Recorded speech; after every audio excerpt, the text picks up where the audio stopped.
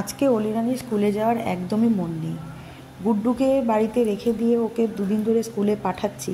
হ্যাঁ, তো ও যাচ্ছে ঠিকই, কিন্তু ওই যে বলে না, মন এক জায়গায় আর দেহ এক জায়গায়, একদমই তাই। অলির মন হচ্ছে বাড়িতে আর দেহ হচ্ছে স্কুলে, এরকম একটা হয়ে গেছে। তো সত্যি বলতে কি বলুন তো, এটা হয়, এটা মাঝে মাঝে হয়। আমরা যখন ছোট ছিলাম তখন আমাদের ক্ষেত্রেও সেম হতো। বাড়িতে যদি লোক আসতো, বিশেষ করে পিসি, মাসি, দিদা, দাদু, হ্যাঁ, এদেরকে পেলে আমার কত আনন্দ, হই হুল্লোড় করবো, মানে এরকম একটা ব্যাপার হতো।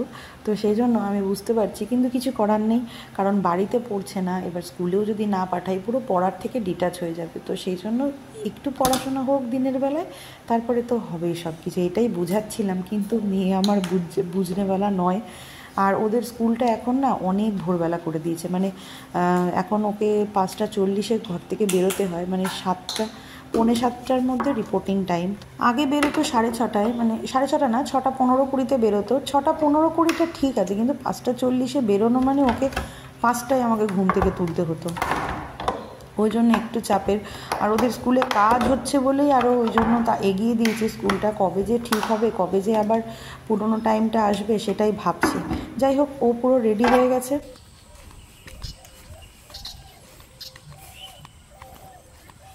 সকালটা কিন্তু খুব সুন্দর, আর এখন হালকা হালকা কুয়াশা, মানে রাতের দিকে ভালো ওস পড়ে, সকালের দিকে হালকা হালকা কুয়াশা, আর ঠান্ডা ঠান্ডা ওয়েদার, বেশ কিন্তু ভালো লাগছে। একটা সোয়েটার গায়ে দিয়ে আসিনি, এটাই খারাপ লাগছে।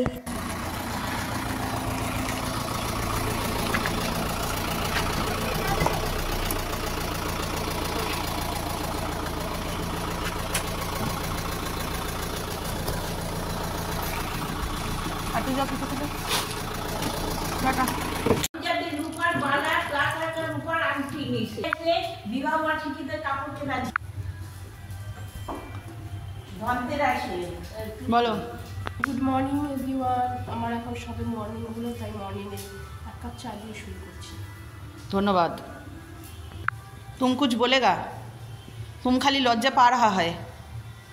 Morning, welcome back to my channel. তো সকালবেলা সবাইকে চাটা দেওয়া হয়ে গেছে, আমারও চা খাওয়া হয়ে গেছে। এখন সকালের বাসি কাজ সারবো। এই যে রাতের এক ড্যাং বাসন পড়ে আছে, ওই যে এই যে এক ড্যাং বাসন পড়েছে। হ্যাঁ, বিস্কুট, তো ওগুলো মাঝামাঝি হবে। তারপরে আজকে হচ্ছে বৃহস্পতিবারের পুজো হয়নি, পুজো করবো। আর কিছু কাছাকাছি ভিজিয়ে রেখেছি, মানে যেই শাড়িগুলো র্যান্ডাম এখানে ওখানে পুজোতে পরা হয়েছে না, ওগুলো কিচ্ছু কাঁচা হয়নি, ওগুলো কাচবো, কেচে তারপরে পুজো দেবো। তারপরে ততক্ষণে নবনীতাও চলে আসবে, রান্নাবান্না হবে।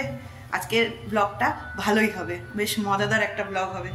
অনেক দিনের ইচ্ছে ছিল এরকম নবনীতা আর আমরা একসাথে বসে আড্ডা দেবো, গল্প করবো, খাওয়া দাওয়া হবে, তো সেটাই আজকে হবে। তো যাই হোক, চলুন দেখতে থাকুন। আপাতত বাসি কাজটা তাড়াতাড়ি সেরে নিই, কারণ বাসি কাজ দেখানোর মতন কিছু নেই। বাসি কাজ সেরে নিয়ে তারপরে ফিরছি। এই যে বাড়ির গেস্ট চলে এসছে, লিপস্টিক লাগিয়ে। দেখি, তুই আবার তো লিপস্টিক লাগিস, সেটা তুলতে হবে। পিঙ্ক কালারের লিপস্টিক লাগিয়ে এসছে, সেটা কিন্তু এসছে। হ্যাঁ, ডিপ না, বুঝেছি। আর এই যে ওকে দিয়ে আমি রসুন ছাড়াতে বসিয়েছি, রসুন ছাড়াচ্ছে, আবার বলে দিয়েছে ওকে তুলতে না, আমি আবার তুলছি। আচ্ছা, এবার বলি নবনীতা আর আমরা আজকে কেন গেট টুগেদার, মানে একসাথে বসে খাওয়া দাওয়া আড্ডা কেন দিচ্ছি। কারণ ওই যে অলি যে আতিশকে ভাইফোঁটা দিয়েছিল, এবার আমার শাশুড়ি মা বলেন যে ভাইফোঁটাতে নাকি খাওয়াতে হয়, মানে ভাইফোঁটা দিলেই নাকি বোনেদের খাওয়াতে হয় বা দিদিদের খাওয়াতে হয়। তো সেই জন্যই অলি তো এখন নিজে হাতে কিছু করে উঠতে পারবে না, তো সেই জন্য আমিই খাওয়াচ্ছি। তো রান্না আমার মধ্য গগনে দাঁড়িয়ে আছে। ধর এদিকে আয়, এদিকে আয়। ওই যে কুমড়ো ভাজা, এই যে কুমড়ো ভাজা ভেজে ভেজে এর মধ্যে তুলবি। আর এখানে যা মাল মেটেরিয়াল আছে সব এঠো। হ্যাঁ ঠিক আছে, সব মাল মেটেরিয়াল এঠো, হাত ধুবি, এরকম করে রান্না করবি না। হ্যাঁ, বিরাট মাংস নিয়ে অভিজ্ঞতা হয়েছে ছট পুজোর দিনকে। তো সব বন্ধ, তো পাবে কোথা থেকে? আচ্ছা, তার জন্য 1.5 ঘন্টা মুরগি আনালো, আনিয়ে তারপরে কাটালো। মুরগি আনালো, আনিয়ে কাটালো। দেখ দেখ, সবই তোর জন্য হচ্ছে, দেখ। হ্যাঁ দেখ দেখ, তুই কি কিনেছিস বাজার থেকে? কিছু তো কিনে আনছো।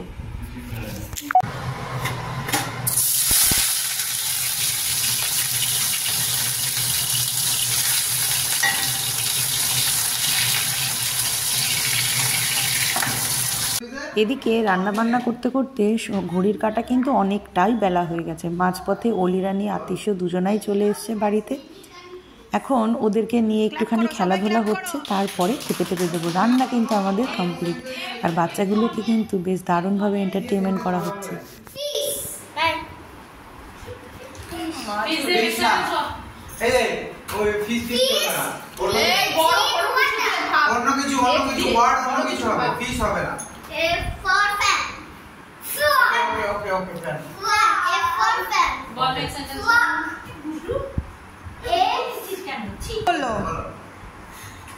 A bird has many feathers.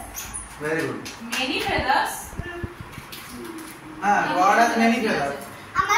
Clap করো।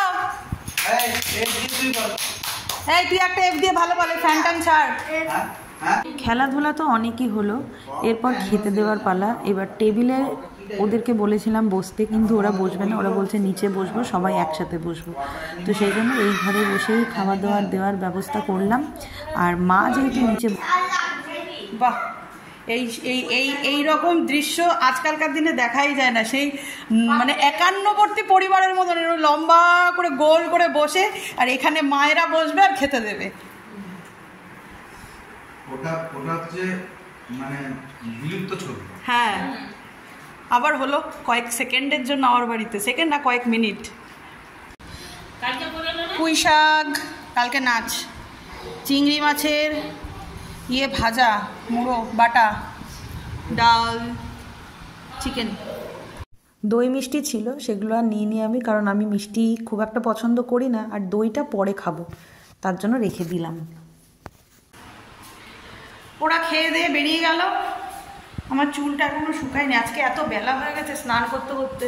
প্রথমে ভেবেছিলাম যে রান্নাবান্না করে মানে রান্নাবান্নার আগে স্নান করে নেবো, তারপরে মিস্টার দাস চিকেনটা নিয়ে চলে এলো, ফটফট ফটফট হয়ে গেল বলে ওই জন্য আর হলো না, স্নান করা হয়নি, স্নান পরেই করেছি।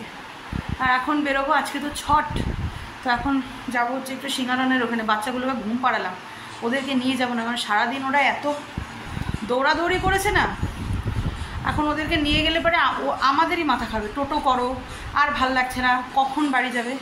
তো সেজন্য ওদেরকে ঘুম পাড়ানো হলো। এখন ওই 3:45 মতন বাজে, বাবা 15 মিনিটে বেরিয়ে যাবো রেডি হয়ে। এত খেয়ে ফেলেছে, এখন উপর দিকে উঠছে। আমি এই দুটোকে নেব না, কিন্তু এই দুটো আর পিছন ছাড়লো না। আমাদের কাছে তো টাকা আছে। হ্যাঁ, তো টাকা আছে, নিজের বাড়ি যা। খুশি। হ্যাঁ, খুশির অন্ত নেই। বলেছে গুড্ডু তো সেটাও বলেনি। হ্যাঁ, গুড্ডুকে যখন বললাম কি রে তোর টাকা তাহলে টোটো করে যাই, চুপ রয়েছে। কেন দেবে, ওর টাকাতে কেন দেবে? আমরা লড়তে পড়তে বেরিয়ে গেছি, একটা ভাগ্যক্রমে টোটোও পেয়ে গেছি। দেখা যাবে কত দূর গিয়ে দেখতে পারি।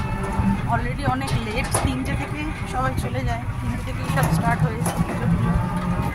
ভাগ্যক্রমে টোটো পেয়েছিলাম ঠিকই, কিন্তু সেই টোটোওয়ালাটা পুল আর ক্রস করলো না, সাউথ বাজারের মোড় অবধি নামিয়ে দিল। এই দিক থেকে নাকি মানে উনি নাকি যাবে না, আবার নর্থ বাজার থেকে আলাদা টোটো করতে হবে। তো দেখি। আর এই যে পোস্ট অফিস মোড়টা কিন্তু দারুণ করে সাজিয়েছে।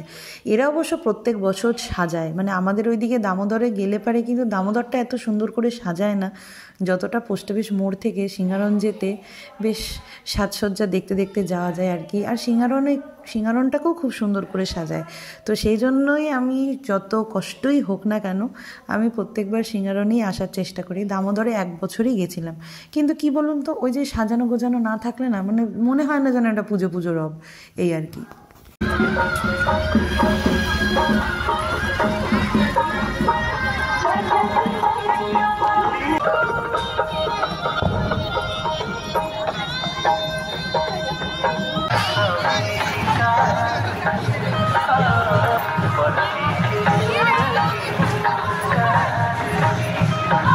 আগের ব্লগেই বলেছি যে ছট পুজোর অভিজ্ঞতা কিন্তু আমার বিয়ের পরে থেকেই দেখেছি, বিয়ের পরে থেকেই জেনেছি। আগে না কিছু বুঝতাম না, মানে বছর 2 আগে অবধি আমি কিছু বুঝতাম না ছট পুজো নিয়ে।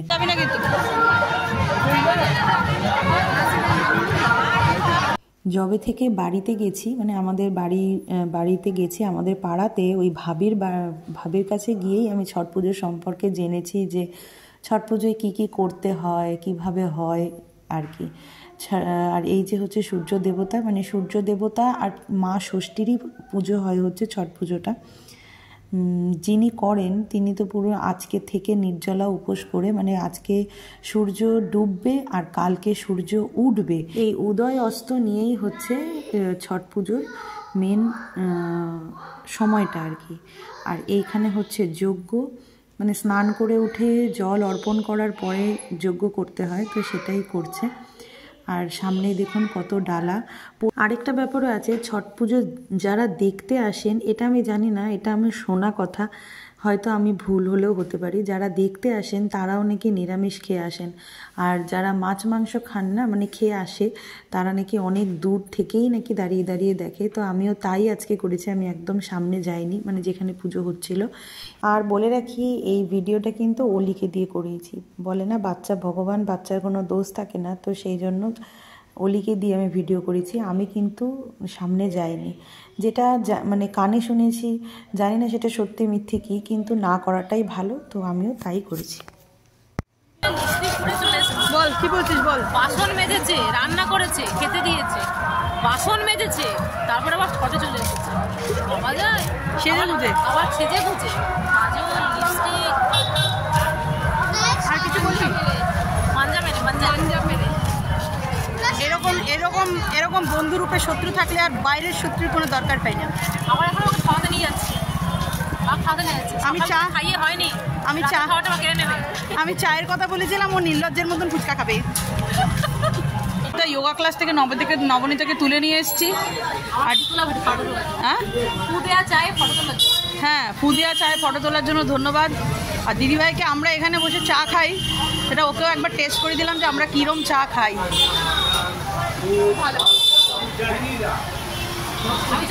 হ্যাঁ তুই হালকা করে খা, হালকা করে রে, হালকা করে আবার। হ্যাঁ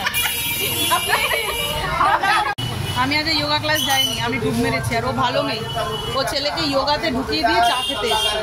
আবার বরকে পাহারা দিয়ে এসছে, বর পাহারা দিচ্ছে ছেলেকে।